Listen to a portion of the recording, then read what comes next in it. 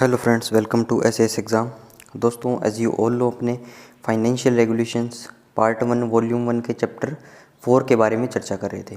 Right, chapter number 4 दोस्तों budget estimate के बारे में है और अपनों ने इसके अंदर रूल नंबर 92 तक ऑलरेडी डिस्कस कर लिया है। यस और नो दोस्तों, प्रीवियस वीडियो के अंदर अपनों ने रिवाइज्ड एस्टिमेट्स के बारे में बात करी थी और दोस्तों रिवाइज्ड एस्टिमेट के अंदर बहुत सारी रिपोर्ट्स आती हैं। कौन कौन सी? Preliminary report, preliminary revised estimate और दोस्तों मॉडिफाइड अप्रोप्रिएशंस के बारे में बात करी। यस और नो, आज दोस्तों अपने 93 नंबर पैरा से लेके ये पूरा चैप्टर आज अपने कंप्लीट करने की कोशिश करेंगे। यस और नो, तो देखिए दोस्तों इसमें 93 के अंदर क्या दिया गया है। सबसे पहले दोस्तों estimates for fresh expenditure.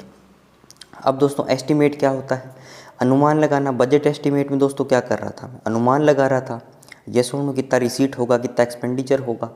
Right, तो अब दोस्तों क्या है, फ्रेश एक्सपेंडिचर के बारे में बोल दिया। अब दोस्तों फ्रेश एक्सपेंडिचर क्या होता है? फ्रेश एक्सपेंडिचर का मतलब हुआ कि कोई भी आइटम है वो उस पर पहले 3 चीज़ें दोस्तों आप हमेशा याद रखना। कोई भी आपको किसी को बताना हो या बोलना हो तो आइटम या समझना भी, आइटम, मद या कोई प्रोजेक्ट। आइटम, कोई मद या कोई प्रोजेक्ट। राइट, इंग्लिश में हो गया, ये हिंदी में हो गया, ये भी इंग्लिश में हो गया। आइटम कोई या कोई मद या कोई प्रोजेक्ट, ऐसी कोई प्रोजेक्ट दोस्तों जिस पे पहले कोई खर्चा नहीं हुआ। ठीक है, उसके लिए पहले कोई फंड अलॉटमेंट नहीं है, उसके लिए पहले आपके पास कोई सेंक्शन नहीं है, आप दोस्तों उस पर पहली बार सेंक्शन कर रहे हो फंड्स को और दोस्तों उस पर पहली बार खर्चा किया जा रहा है, इसलिए उसको फ्रेश एक्सपेंडिचर बोल रहा हूँ मैं। As simple as that. Right, तो देखिए दोस्तों क्या गया है, every application for sanction to fresh expenditure shall be accompanied by a clear estimate of its financial effect। दोस्तों कोई भी एप्लीकेशन आई आपके पास सेंक्शन के लिए, किसके लिए? जो फ्रेश एक्सपेंडिचर होना था। राइट, तो दोस्तों एवरी एप्लीकेशन, ये सब क्लोज था, shall be accompanied by a clear estimate of its financial effect। तो दोस्तों जो भी आपके पास एप्लीकेशन आएगी फ्रेश एक्सपेंडिचर से रिलेटेड, उसके अंदर उसका कितना पैसों का प्रभाव पड़ेगा, उस पर कितना खर्चा होगा, फाइनेंशियल इफेक्ट कितना होगा उसका, वो सारी details that should be there in that application. मतलब वो सारी एप्लीकेशन के अंदर चीज़ें लिखी होनी चाहिए कि कितना पैसा उस फ्रेश एक्सपेंडिचर के प्रोजेक्ट पे खर्च होगा। ठीक है, नंबर 1 बात। दूसरा देखिए दोस्तों, the authority with whom the proposals originates. दोस्तों जो अथॉरिटी वो प्रपोजल्स ओरिजिनेट करती है, मतलब जो एप्लीकेशन दे रही है फ्रेश एक्सपेंडिचर की सेंक्शन के लिए, shall frame the estimates as accurately as possible. और दोस्तों वो क्या करेगी, वो जो एस्टिमेट प्रिपेयर करेगी, जो एस्टिमेट्स को फ्रेम करेगी, जो ड्राफ्ट बनाएगी किसी मद के पैसा खर्च करने के लिए, फ्रेश एक्सपेंडिचर के लिए, वो उतना एक्यूरेट होना चाहिए जितना पॉसिबल है। राइट, कहने का मतलब है कि मैक्सिमम जितना पॉसिबल हो उतना उसको एक्यूरेसी से बनाया जाए। Right, and shall be responsible for its scope and for furnishing the financial authorities concern. और दोस्तों उसके स्कोप के लिए, उसका क्या स्कोप है जो खर्च कर रहे हो, और फाइनेंशियल अथॉरिटीज़ कंसर्न को फर्निश करने के लिए भी कौन रेस्पॉन्सिबल है? The authority who propose to originate the fresh expenditure. वो अथॉरिटीज़ दोस्तों जो प्रपोज करती हैं, जो प्रपोजल लाती हैं, जो ओरिजिनेट्स करती हैं, वो क्या है, उन चीज़ों के लिए रिस्पॉन्सिबल है। Right, for furnishing the financial authorities concerned with such data as will enable the latter to check it.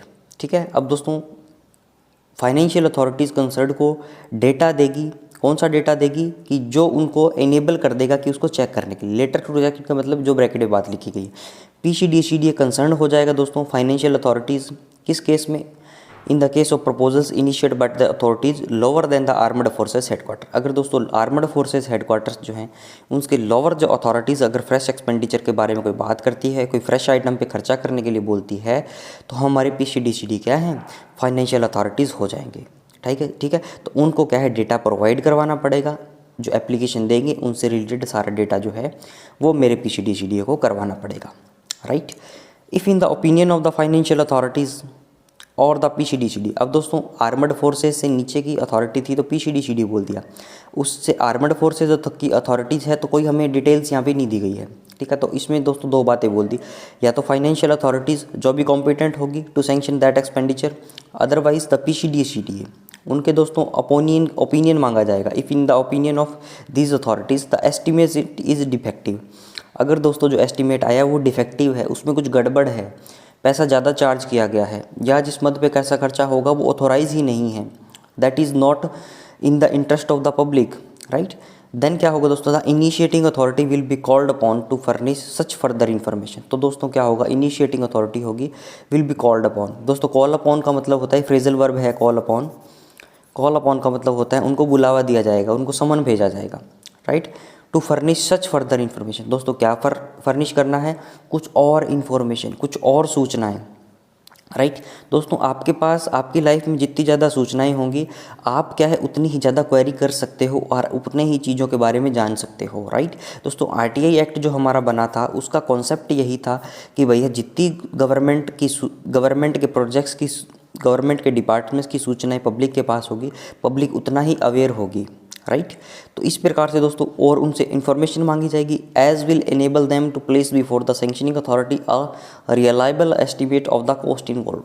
और दोस्तों क्या है, सच अदर और फर्दर इंफॉर्मेशन मांगी जाएगी, एज विल एनेबल देम मतलब जो क्या है उनको क्या कर देगी, उनको योग्य बना देगी, to place before the sanctioning authorities a reliable estimate of the cost involve. दोस्तों जितना भी एस्टिमेट होगा, जितना पैसा खर्च होगा, राइट, तो वो सारा क्या है सैंक्शनिंग अथॉरिटी के पास उनको एक एज ए ड्राफ्ट के रूप में एज एक्यूरेट एज पॉसिबल उनको लेके जाना पड़ेगा, ठीक है।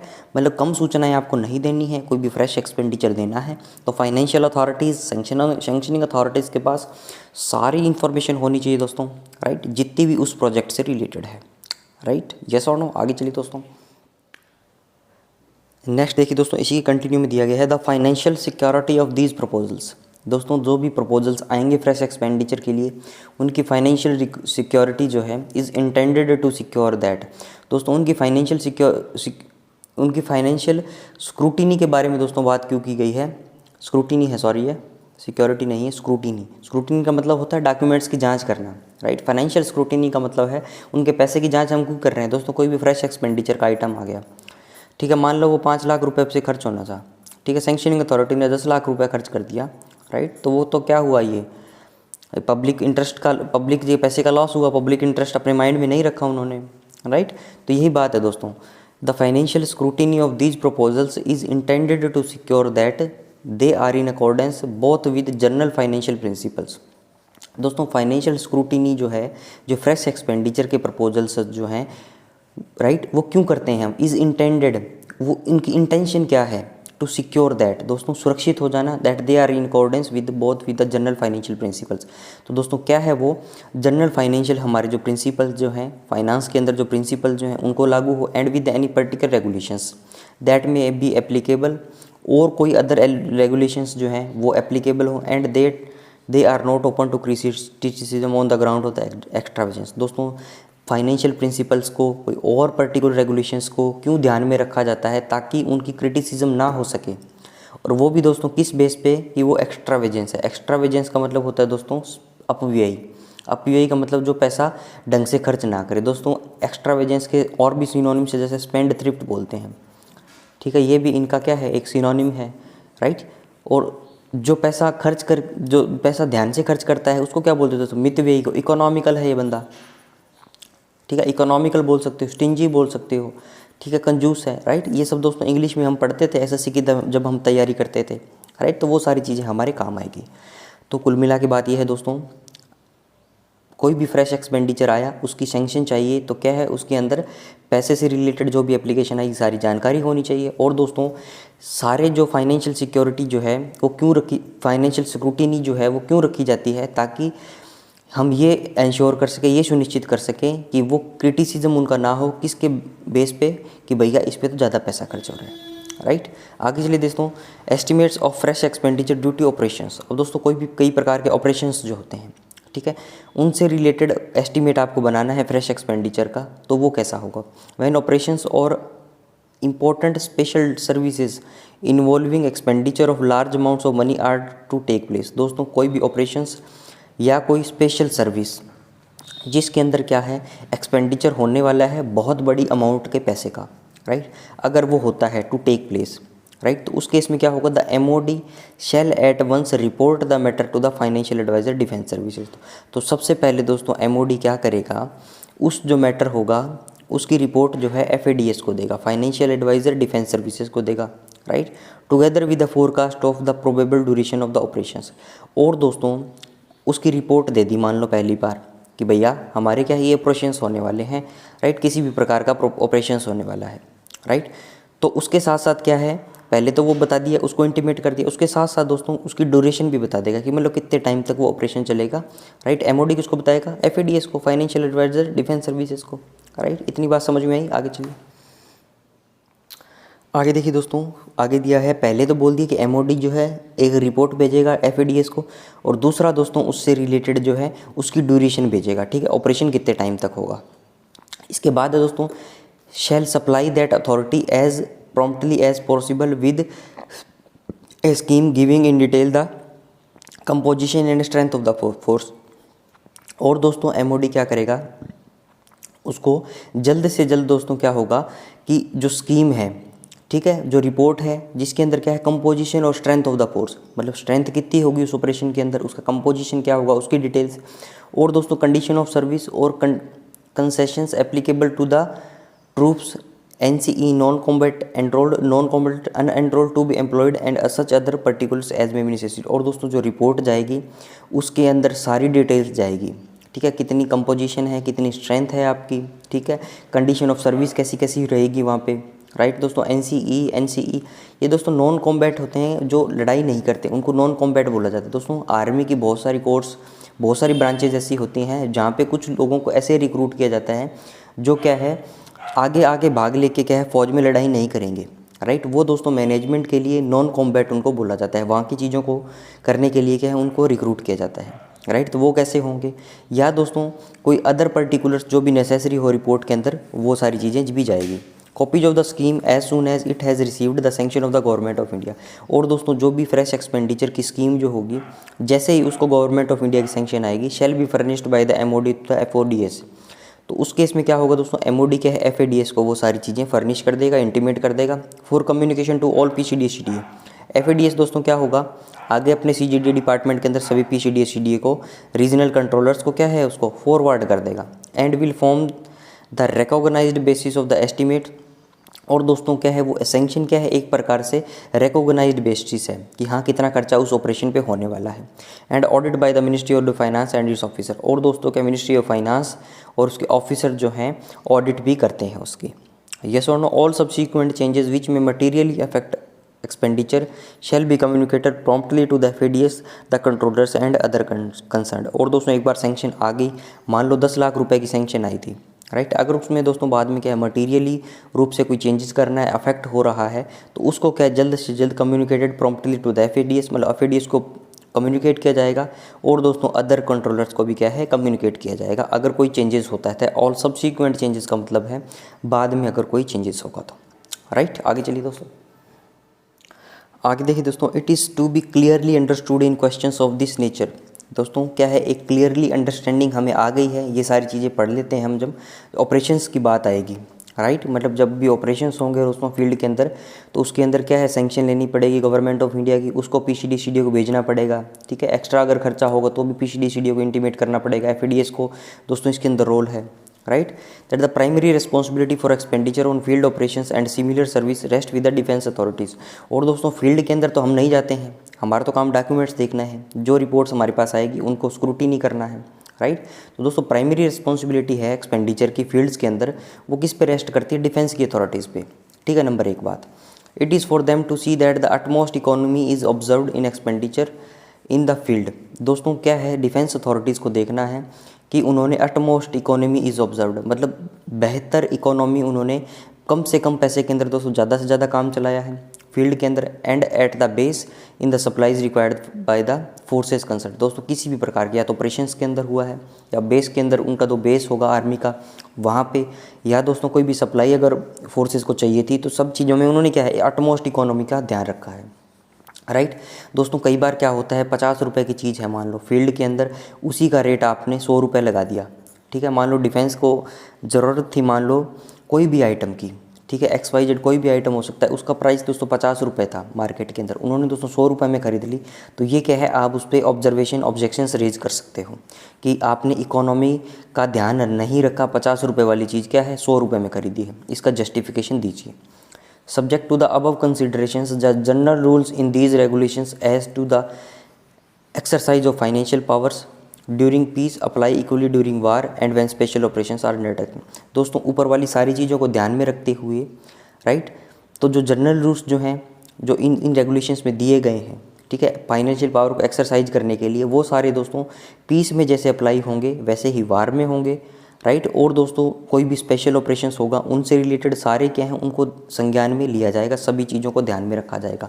दोस्तों जनरल रूल्स का मतलब क्या है, पब्लिक इंटरेस्ट को प्रमोट रखो, ठीक है, इकोनॉमिकल रूप से पैसा खर्च करो, जो भी पैसा खर्च करोगे उसकी प्रॉपर सैंक्शन आपके पास होना चाहिए, जितना फंड अलॉट हुआ है उतना ही फंड आपको खर्च करना है, ठीक है।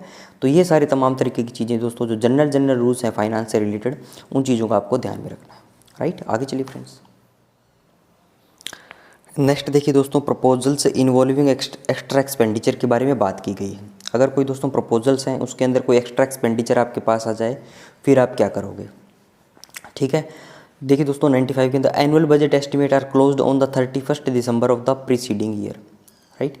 दोस्तों एनुअल जो बजट एस्टिमेट जो था, जो हमने LCH और CCH के बारे में बात करी थी, राइट, तो उसके अंदर दोस्तों दिसंबर जो था, उसके अंदर दिसंबर के अंदर वो क्या है, लास्ट एस्टिमेट रहता है हमारा, ठीक है। तो यही बात बोल दी कि 31 दिसंबर तक क्या है दोस्तों, वो क्लोज हो जाते हैं, उसके बाद कोई भी एस्टिमेट नहीं लिया जाता बजट के अंदर। And only those proposals involving extra expenditure which are sanctioned by the government of India prior to that date are provided for therein. और दोस्तों कोई भी प्रपोजल्स जो हैं, राइट, अगर कोई दोस्तों प्रपोजल हैं, कोई भी प्रस्ताव हैं, उनके अंदर क्या है एक्स्ट्रा एक्सपेंडिचर होना है, ठीक है, और दोस्तों वो गवर्नमेंट ऑफ इंडिया के द्वारा सैंक्शन किए गए हैं, वो अगर 31 दिसंबर से पहले आ गए, ठीक है, जब इनकी डेडलाइंस है उनसे पहले आ गए, तभी क्या है उनको लिया जाएगा बजट के अंदर, राइट। तो देखिए दोस्तों the annual budget estimate are close on the 31 December of the preceding year, ठीक है, एकदम सही बात है। And only those proposals involving extra expenditure which are sanctioned by the government of India prior to that date are provided for therein. Prior to that date का मतलब क्या है, 31 दिसंबर से पहले या जो डेडलाइन दी गई है हमारी उससे पहले अगर वो आ गए तो दोस्तों बजट एस्टिमेट्स के अंदर इनको इंक्लूड किया जाएगा, वरना इनको दोस्तों क्या है फंड अलॉट नहीं होगा, right. No provision will ordinarily be made in the budget estimate of the ensuing year for proposals which are not received in sufficient time to admit of their full consideration by the government of India before the 31 December. और दोस्तों कोई भी provision साधारणतया be made in the budget estimate the ensuing year for proposals, जिनको दोस्तों क्या है budget estimate के अंदर इंक्लूड होना है, जो क्या है दोस्तों नेक्स्ट ईयर का क्या है बजट एस्टिमेट होता है। हमेशा दोस्तों बजट एस्टिमेट क्या है, फोरकास्ट है, फ्यूचरिस्टिक एजम्पशंस हैं, राइट, फ्यूचर के प्लान हैं, तो उनको क्या है कोई भी प्रोविज़न को इंक्लूड नहीं किया जाएगा। Which are not received in the sufficient time to admit of their full consideration by the government of India before the 31 December. अगर दोस्तों कोई प्रपोजल जो है गवर्नमेंट ऑफ इंडिया ने भले ही सैंक्शन दे दी उस पर, लेकिन 31 दिसंबर से पहले अगर वो नहीं आया तो उनको क्या है बजट एस्टिमेट्स के अंदर उस पर पैसा अलॉट उसको नहीं होगा, उसको डिस्कस नहीं किया जाएगा, राइट। 96 देखिए, accept in urgent cases proposals which require the sanction of the government of India must reach them by the 15 नवंबर। दोस्तों कुछ अर्जेंट केसेस को छोड़ दो, बाकी कोई भी बचा है proposals which require the sanction of the government of India, जिसके अंदर क्या है गवर्नमेंट ऑफ इंडिया की सैंक्शन आपको चाहिए, उनको क्या है दोस्तों 15 नवंबर तक क्या है बजट एस्टिमेटिंग अथॉरिटीज़ के पास उसको चला जाना है, ठीक है। बजट एस्टिमेटिंग अथॉरिटीज़ कौन है दोस्तों, LCH CCH के अंदर अपनों ने पढ़ा है, राइट। सेंट्रली कंट्रोल हेड होगा तो कौन होगा, आर्मड फोर्सेस हेडक्वार्टर्स होंगे, राइट। LCH के अंदर दोस्तों उनके नीचे की रैंक के लोग होंगे। CCH के अंदर दोस्तों क्या है pay and allowances of the armed forces personnel आ जाएगा। LCH के अंदर क्या होगा दोस्तों 2 से 6 तक जो पॉइंट पड़े थे वो सारे आ जाएंगे, राइट। तो इन चीज़ों पे दोस्तों खर्च करने के लिए पहले बजट एस्टिमेट बनेंगे। बजट एस्टिमेट के बारे में दोस्तों बात कर ली अपनों ने, राइट, कैसे कैसे बनाना है उनको, बाद में दोस्तों उनकी रिपोर्ट जाती रहती है, यस और नो। अब दोस्तों एक्स्ट्रा एक्सपेंडिचर होगा तो उसके अंदर ये पूरा प्रोसेस यूज़ किया जाएगा कि 31 दिसंबर तक पहले आ जाए, राइट। अगर दोस्तों किसी में जनरली क्या गवर्नमेंट ऑफ इंडिया की सैंक्शन चाहिए, अर्जेंट केसेस को छोड़ दो, उनको क्या है 15 नवंबर तक बजट एस्टिमेटिंग अथॉरिटीज़ के पास जाना है, राइट। तो दोस्तों क्या है एक प्रकार से चक्र है, ये गोल राउंड में घूमती रहती है बातें, यस और नो। आगे चलिए, नेक्स्ट देखिए दोस्तों क्या है, provision of funds for several classes of advances by the central government accounted for under civil estimate. अब दोस्तों क्या है, एक तो हो गया डिफेंस सर्विस एस्टीमेट, ठीक है, DSE, एक होता है दोस्तों सिविल एस्टीमेट। तो कुछ दोस्तों ऐसी क्लासेस हैं, ऐसे फंड्स जो हैं, ऐसे मेजर हेड हमारे पास हैं, राइट। डिफेंस के अंदर भी दोस्तों ऐसे हेड यूज होते हैं जो अकाउंटेड होते हैं दोस्तों, क्या है वो डिफेंस सर्विस एस्टीमेट से ना हो के सिविल एस्टीमेट से क्या है उनको लिया जाता है, राइट। तो देखिए दोस्तों, provision of funds for several classes of advances by the central government. और दोस्तों क्या एडवांसेस का मतलब क्या है, यहाँ से लोन से है, ठीक है। लोन भी क्या है दोस्तों, एक प्रकार से एडवांस है। मुझे दोस्तों घर बनाना है मान लो, ठीक है, उसमें 50 लाख का खर्चा आएगा, राइट। तो क्या है मैं करूँगा, बैंक से पहले लोन लूँगा, तो वो क्या है एक प्रकार से मेरे पास एडवांस आ गया, ठीक है। तो दोस्तों एडवांस को ही क्या है लोन बोला जाता है। या दोस्तों ऐसे बोल दो, आपको LTC जाना है, ठीक है, तो LTC जाना है तो आपको पैसे चाहिए, तो पैसे क्या दोस्तों आप LTC का एडवांस क्लेम करते हो, ठीक है। अब कमेंट सेक्शन में आपको दोस्तों ये बताना है NTC के लिए, एडवांस के लिए आपको कितना % जो है क्लेम एडवांस पास किया जाता है, ठीक है। LTC के लिए आप कितना %, मान लो 100% में से कितना % आप एडवांस ले सकते हो, ठीक है, ये आपको कमेंट सेक्शन में बताना है, राइट। देखिए तो the detailed heads under which budget provision is made and charges incurred are. तो दोस्तों डिटेल हेड जो है जिसके अंदर बजट प्रोविजन किस से रिलेटेड दोस्तों, एडवांसेस से रिलेटेड, कौन कौन से हैं, सेक्टर F है दोस्तों, लोन्स एंड एडवांस। अब सेक्टर क्या होता है दोस्तों, अकाउंट कोड के अंदर पढ़ा था, पहले सेक्टर होगा, ठीक है, उसके नीचे क्या होगा दोस्तों, सब सेक्टर आएगा, सब सेक्टर के नीचे दोस्तों क्या आएगा, मेजर हेड आएगा, मेजर के नीचे दोस्तों सब मेजर, सब मेजर के नीचे क्या आएगा, माइनर, सब, डिटेल और ऑब्जेक्ट हेड, ठीक है। तो ये चीज़ें दोस्तों पढ़ी थी। तो सेक्टर क्या है दोस्तों, F लोन्स एंड एडवांसेस से रिलेटेड है, ठीक है। लोन्स एंड एडवांसेस से लोन्स ले लिया या एडवांसेस ले लिया, ये नो। पहला देखिए दोस्तों, मेजर हेड 7610, इसका मतलब क्या है, 7610 जो मेजर हेड है वो लोन टू गवर्नमेंट सर्वेंट आता है। जैसे दोस्तों हाउस बिल्डिंग एडवांस है, ठीक है, 202 के अंदर दोस्तों एडवांस और purchase of motor conveyance, right. 800 में दोस्तों अदर एडवांसेस आ जाएगा। दूसरा है मेजर हेड 7615 जो है मिसलेनियस लोन्स, राइट। तो ये दोस्तों किस में आ जाएगा, कोई अदर टाइप का लोन होगा। तो दोस्तों डिफेंस के अंदर जो है रेजिमेंटल और अदर लोन्स जो हैं वो क्या है, मिसलेनियस लोन्स के अंदर क्या है इन्होंने कंसिडर किए हैं, राइट। तो देखिए the estimates in respect of above will be obtained from the subordinate authorities. दोस्तों इनसे रिलेटेड जो मिसलेनियस लोन्स जो हैं, इनसे रिलेटेड जो एस्टिमेट्स जो हैं वो सारे जो क्या हैं ऑब्टेन किए जाएंगे किससे, सबऑर्डिनेट अथॉरिटी से, राइट। और दोस्तों क्या है ये सिविल एस्टिमेट्स के अंदर आते हैं, यस और नो। इनको क्या डिफेंस एस्टिमेट के अंदर नहीं लिया जाता। The estimates in respect of अब will be obtained from the subordinate authority, जो नीचे की अथॉरिटी से लिया जाए, consolidated and sent to the MOD finance. सबको दोस्तों क्या है कंसोलिडेटेड करके MOD फाइनेंस को भेजा जाएगा एंड MOD, और MOD को बाय द कौन भेजेगा दोस्तों, IHQ integrated headquarter of the MOD army, DGO director general ordnance factory, IHQ of MOD air integrated headquarter of air, IHQ navy का, और दोस्तों CGDA for their respective services. मतलब क्या है, अपने जो हायर अथॉरिटीज़ को है सबऑर्डिनेट अथॉरिटीज़ सारे प्रकार के एस्टिमेट देगी, हमें कितना लोन चाहिए, ठीक है, नेक्स्ट ईयर में खर्चा करने के लिए। तो वो सारी चीज़ें दोस्तों क्या है अपने हायर ऑफिशियल्स को भेजा जाएगा in the date mentioned below. कौन सी डेट्स को भी दोस्तों भेजा जाएगा वो अपने नेक्स्ट स्लाइड के अंदर पढ़ेंगे। अब दोस्तों एक टेबल दी गई है, राइट, जो प्रीवियस अपनों ने पढ़ा है कि एस्टिमेट जो है लोन से रिलेटेड, एडवांसेस से रिलेटेड कब कब जाएंगे।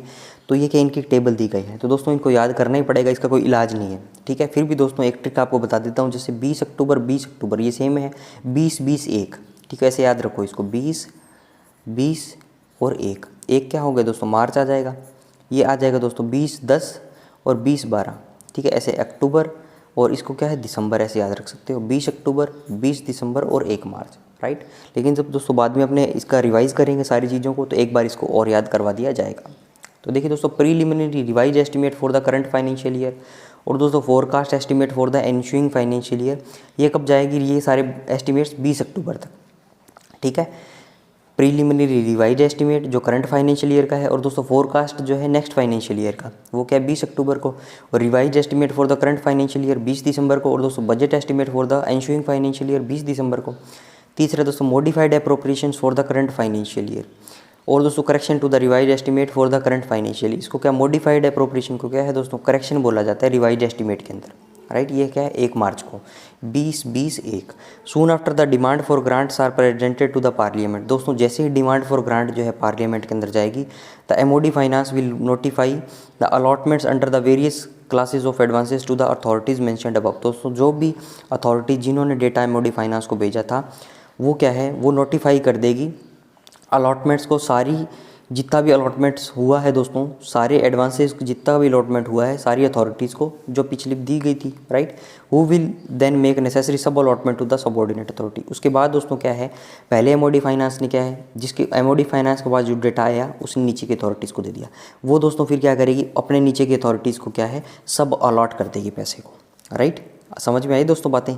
आगे चलिए, आगे देखिए दोस्तों, these allotments will be treated as provisional and no expenditure against them can be incurred until demands for grants are voted by the parliament. दोस्तों जो भी अलॉटमेंट होगा, ठीक है, जो भी डिमांड फॉर ग्रांट दी थी उसके अगेंस्ट में जो अलॉटमेंट हुआ है वो क्या है, एक प्रकार से प्रोविजनल है, राइट।